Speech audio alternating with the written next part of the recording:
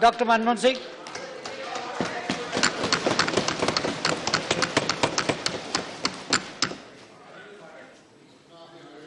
Mr. Chairman, sir, I rise to highlight some of the problems that have arisen after the decision to demonetize 500 rupees and 1000 rupee currency note. Prime Minister has been arguing that this is the way to curb black money, to prevent growth of forfeited currency note, and also to help in control of terrorist finance activities. I do not disagree with these objectives, but what I do want to point out is that in the process of demonetization, monumental mismanagement has been undertaken, about which today there is no two opinions in the country as a whole. Even those who say that this measure will do harm or will cause distress in the short run, but be in the interest of the country in the long run. Well, I am reminded of what John Keynes said once, in the long run, all of us are dead.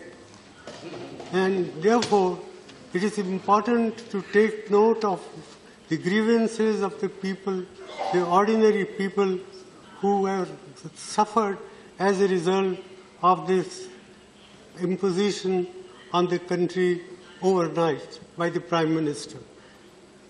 And I say so with all responsibility that the outcome,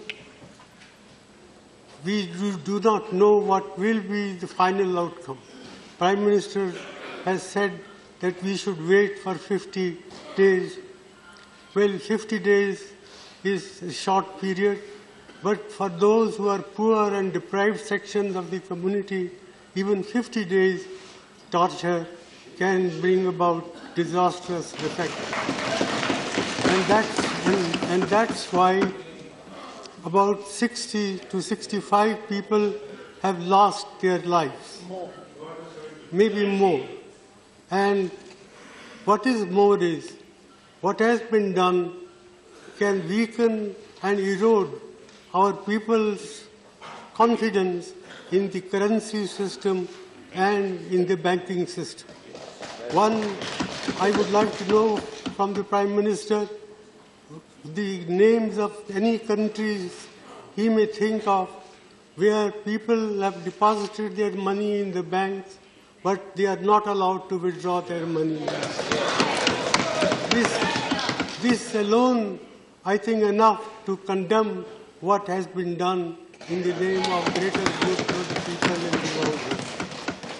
And, sir, I would further like to point out that, in my opinion, this scheme of monetization, the way it has been implemented, will hurt agricultural growth in our country, will hurt small industry, will hurt all those people who are in the informal sectors of the economy.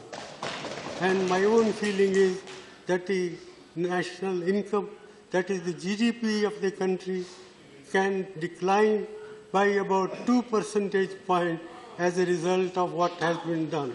This is an underestimate, not an overestimate.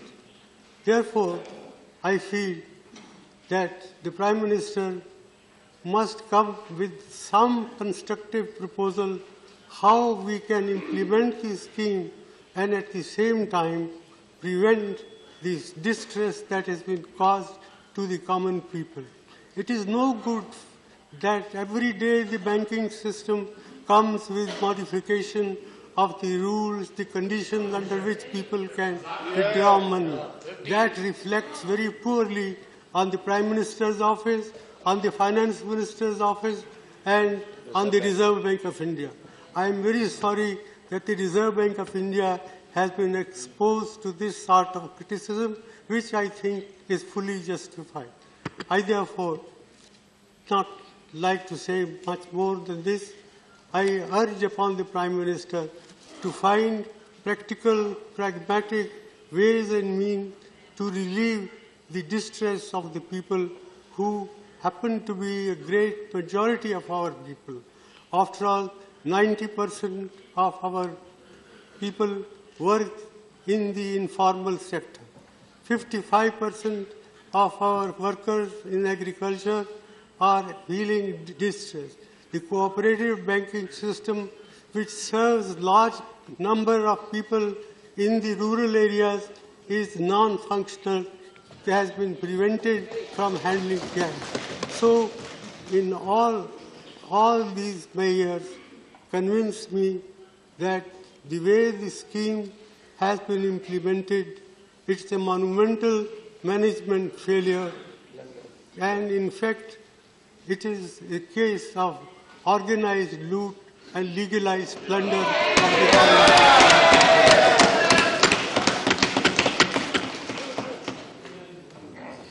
With these words, sir, I conclude it is not my intention to pick holes in what one side does or another side does, but I sincerely hope that the Prime Minister will, even at this late hour, will help us to find practical, pragmatic ways and means to provide relief to the suffering people of this country. Thank you. Thank you.